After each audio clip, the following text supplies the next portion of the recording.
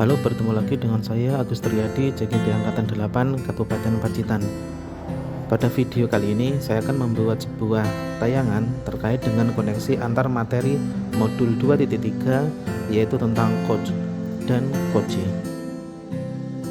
Tujuan pembelajaran khusus, JKP menyimpulkan dan menjelaskan keterkaitan materi yang diperoleh dan membuat refleksi berdasarkan pemahaman yang dibangun selama modul 2 ini. Adapun pemikiran reflektif terkait pengalaman belajar, di dalam modul 2.3 ini saya mempelajari tentang supervisi akademik yang bertujuan untuk mengembangkan kompetensi diri dalam setiap pendidikan di sekolah. Pendekatan yang digunakan adalah coaching yang memiliki 3 prinsip, yaitu kemitraan, proses kreatif, dan memaksimalkan potensi. Kompetensi inti coaching yang harus dimiliki diantaranya kehadiran penuh, mendengarkan aktif, dan mengajukan pertanyaan yang berbobot. Percakapan berbasis coaching menggunakan alur tirta, yaitu tujuan, identifikasi, rencana aksi, dan tanggung jawab. Adapun emosi-emosi yang dirasakan terkait dengan pengalaman belajar, ada perasaan cemas, ada perasaan tertarik, gembira, dan juga optimis. Apa yang sudah baik terkait dengan keterlibatan diri dalam proses belajar? Saya mampu berkolaborasi dengan rekan sesama JKP saat mempraktikkan proses coaching menggunakan alur tirta dan sesuai dengan prinsip coaching dalam ruang kolaborasi dan demonstrasi konstekstual baik berperan sebagai coach, coachee maupun sebagai pengamat. Apa yang perlu diperbaiki terkait dengan keterlibatan diri dalam proses belajar? Yang perlu diperbaiki adalah kemampuan dalam mengajukan pertanyaan yang berbobot agar dapat menggali informasi permasalahan pada diri coach sehingga dapat menemukan solusi atas permasalahan yang dihadapi oleh coachee. Nah, bagaimana keterkaitan terhadap kompetensi dan kematangan diri pribadi? Setelah saya mempelajari modul ini tentang coaching dalam supervisi akademik, kompetensi saya mulai berkembang, ditandai dengan mampu mempraktikkan proses coaching menggunakan alur tirta. Saat saya mempraktikkan proses coaching, saya harus mampu mengendalikan diri dari asumsi-asumsi pribadi dan rasa emosi, sehingga bisa muncul kematangan berpikir dan bertindak agar sesuai dengan prinsip coaching, yaitu kemitraan, proses kreatif, dan memaksimalkan potensi dari coaching.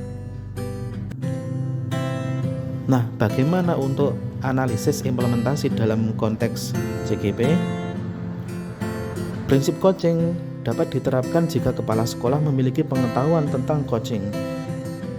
Kegiatan supervisi jangan hanya bertujuan sebagai kegiatan penilaian guru saja, namun supervisi harus dijadikan sebagai cara untuk meningkatkan kompetensi akademik guru, sehingga tidak hanya melakukan observasi kelas saja, tapi harus ada percakapan pra-observasi dan pasca-observasi. Bagaimana mengolah materi yang dipelajari dengan pemikiran pribadi sehingga tergali wawasan? Coaching dalam supervisi akademik dapat berpengaruh dalam terwujudnya pemimpin pembelajaran yang berpihak pada murid. Pembelajaran yang berpihak pada murid adalah hal yang sangat penting untuk diterapkan dalam lingkungan sekolah. Agar dapat terwujudnya pembelajaran yang berpihak pada murid, maka guru harus memiliki kompetensi menjadi pemimpin pembelajaran. Menjadi pemimpin pembelajaran harus memahami perkembangan murid secara menyeluruh, tidak hanya aspek kognitif saja, namun juga harus memahami karakter dan sosial emosional murid. Dengan demikian, tujuan coaching dalam supervisi akademik untuk mengembangkan kompetensi guru agar dapat meningkatkan kinerja dan terwujudnya pembelajaran yang berpihak pada murid.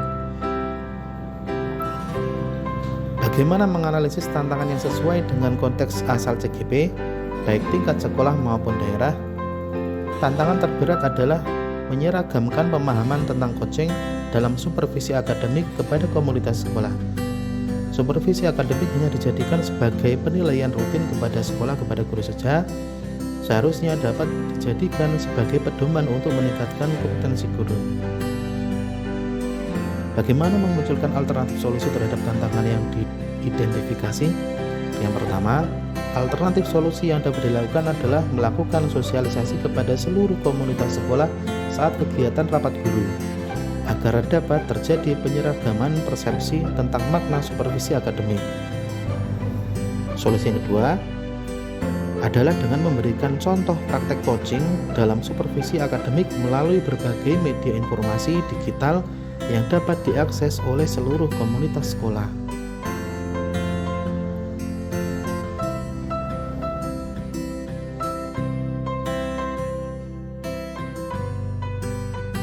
Bagaimana pengalaman saya pada masa lalu?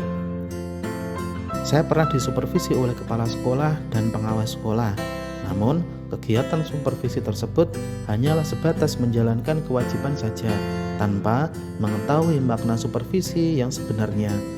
Kegiatan supervisi akademik hanya dilakukan saat kepala sekolah atau pengawas melakukan observasi kelas saja, tanpa adanya kegiatan pra-observasi dan pasca observasi, sehingga hanya sebatas pemberian nilai guru saja.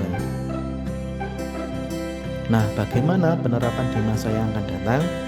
Ke depan, kegiatan supervisi ini harus dijadikan salah satu bagian dalam peningkatan kompetensi guru dalam bidang akademik dengan menggunakan prinsip coaching, yaitu kemitraan, proses kreatif, dan memaksimalkan potensi.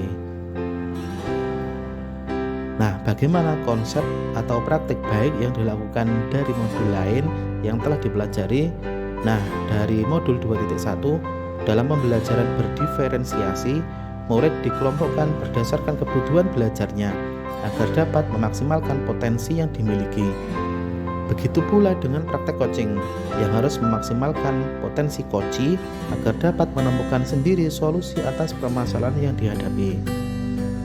Nah, dari modul 2.2, dalam pembelajaran sosial emosional terdapat praktek stop dan mindfulness yang dilakukan untuk dapat membuat suasana menjadi lebih kondusif. Saat melakukan coaching, seorang pun coach harus menerapkan teknik tersebut agar dapat fokus dan terwujud kehadiran penuh saat melakukan proses coaching. Nah, bagaimana informasi yang didapat dari orang lain atau sumber lain di luar bahan ajar PGP? Faktor utama pelaksanaan supervisi akademik oleh kepala sekolah, kesadaran kepala sekolah akan kompetensi supervisi yang harus dijadikan semangat dan dukungan oleh para guru. Coaching yang diberikan kepala sekolah akan memberikan pengaruh pada proses pembelajaran. Suasana kebersamaan sekolah yang mendukung bisa dijadikan sebagai sarana untuk membangun kinerja lebih maksimal, dan kegiatan supervisi akan berjalan dengan nyaman. Nah, demikianlah video pemaparan dari saya terkait dengan koneksi antar materi modul ini, dan mudah-mudahan bisa digunakan referensi oleh CGP yang lainnya. Terima kasih, salam dan bahagia.